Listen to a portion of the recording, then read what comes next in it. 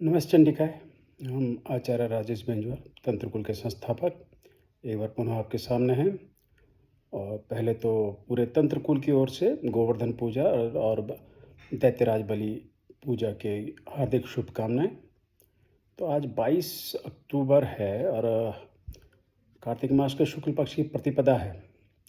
तो आज के दिन कौन कौन से मुख्य कार्य, इस दीपोत्सव, जो ये दीपोत्सव चल रहा है, उसके कौन कौन से कार्य करने आज चाहिए, उसके बारे में थोड़ा चर्चा करेंगे। 3 दिन जो है वह बलि का राज्य रहता है, क्योंकि वामन अवतार में भगवान विष्णु ने 3 पगों में दैत्यराज बलि का सारा राज्य नाप लिया था। तो भगवान ने उससे आशीर्वाद वरदान भी दिया था कि 3 दिन के लिए यह राज्य तेरा रहेगा। तो वह 3 दिन हैं आपके कार्तिक मास के कृष्ण पक्ष की चतुर्दशी, अमावस्या और कार्तिक मास के शुक्ल पक्ष की प्रतिपदा। इन 3 दिनों दैत्यराज बलि का राज्य रहता है। तो इन 3 दिन की कुछ मुख्य करणीय चीज़ें हैं जो अवश्य करनी चाहिए। जैसे एक तो प्रसन्न रहना चाहिए, दुखी नहीं रहना चाहिए, क्योंकि इन 3 दिनों में जो दुखी रहता है वो साल भर दुखी रहता है। इन 3 दिनों जो प्रसन्न रहता है वो वर्ष भर प्रसन्न रहता है, ऐसी मान्यता है। और तीनों दिन अभ्यंग करना चाहिए। अभ्यंग, अरुणोदय पे अभ्यंग स्नान अवश्य करना चाहिए तीनों दिन। और दैत्यराज बलि का पूजन भी करना चाहिए। आज के दिन दैत्यराज बलि का पूजन विशेष होता है, जो प्रातः भी करना चाहिए और प्रदोष में तो मुख्य काल है ही। शास्त्र प्रदोष को मुख्य काल बताते हैं, लेकिन प्रातः काल आप अरुणोदय में उठेंगे, अभ्यंग करेंगे, अभ्यंग स्नान के बाद आप दैत्यराज बलि का पूजन करेंगे। तत्पश्चात आप गोवर्धन पूजन करेंगे, क्योंकि दैत्यराज बलि का पूजन तो है, गोवर्धन पूजा भी आज होती है। गोवर्धन पूजा की कथा यह है कि इस दिन इंद्र के कोप से बचाने के लिए, जब वो भारी बरसात इंद्र करने लग गया था ब्रज पे, जब उसकी पूजा आदि कृष्ण के कहने पे बंद कर दी गई थी, तो उनकी रक्षा के लिए भगवान कृष्ण ने अपनी कनिष्ठिका उंगली पर पूरा का पूरा गोवर्धन उठा दिया था और उसकी छत्र छाया में सभी गांववासियों की इंद्र के कोप से रक्षा हुई थी। तो इस लीला के हेतु, इस लीला के धन्यवाद ज्ञापन हेतु गोवर्धन पूजा और कृष्ण जी की पूजा होती है। गोवर्धन की भी कृष्ण रूप में ही पूजा इस दिन की जाती है।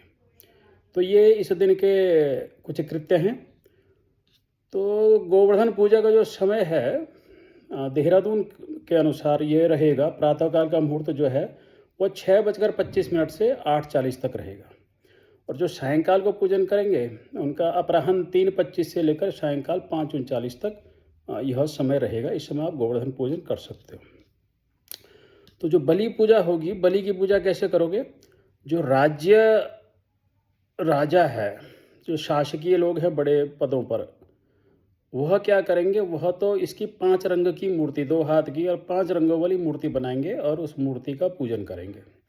जो सामान्य जनता है, जो शासक वर्ग नहीं है, वह इसकी सफ़ेद चावलों से इसकी आकृति सी बनाएगी। उस आकृति की दैत्यराज बलि के रूप में पूजन वे करेंगे। तो इसका जो मंत्र है वो है बलिराज नमस्तुभ्यम विरोचन सुते प्रभो भविष्येंद्र सुराराते पूजयम प्रतिगृह्यताम। इस मंत्र के साथ बलिराज का पूजन आपको करना है। प्रातःकाल भी करें और सायंकाल प्रदोष समय भी आप इसको करें।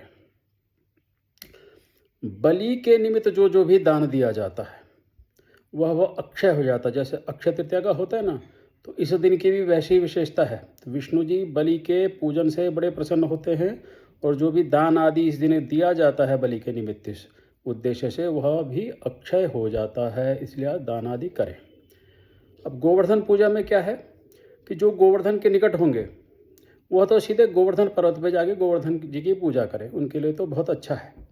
जो गोवर्धन से दूर हैं, वहाँ नहीं जा सकते हैं, वह क्या करेंगे?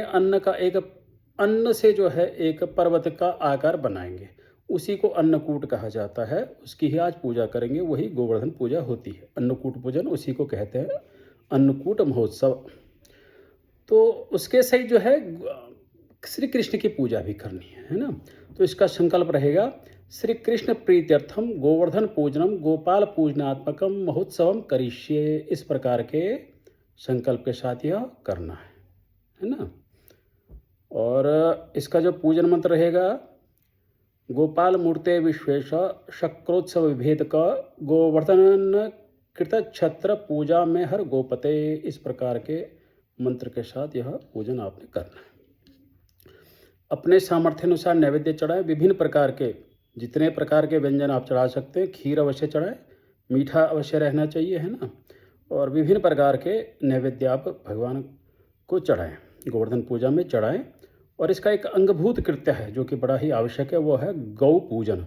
तो गौ पूजन भी अवश्य करना है। जिसके आसपास गौ हैं वे तो गौ का पूजन करें, जिसके पास गाय नहीं है, आसपास गाय नहीं है, वो मिट्टी की गाय बना करके उसका पूजन भी कर सकता है ना। ब्राह्मणों को दान आदि दे, और जो है अगर साक्षात गाय उपलब्ध है उसको घास आदि खिलाए, प्रदक्षिणा करे, ब्राह्मण की प्रदक्षिणा करे, गौ की प्रदक्षिणा करे, अग्नि की प्रदक्षिणा करे, है ना। और हवन भी करना है। हवन करना है आपने चरु का, वो है ग्रह सिद्ध चरु। ग्रह सिद्ध चरु अर्थात घर में बनाई हुई खीर आप बना सकते हैं और उससे हवन करें। तो अग्नि की प्रदक्षिणा करें, जो अन्नकूट बनाया है उसकी प्रदक्षिणा करें। इस प्रकार से कार्य होगा। और गो क्रीड़ा, गो क्रीड़ा भी एक बड़ा महत्वपूर्ण कार्य है जो प्रतिपदा में किया जाता है।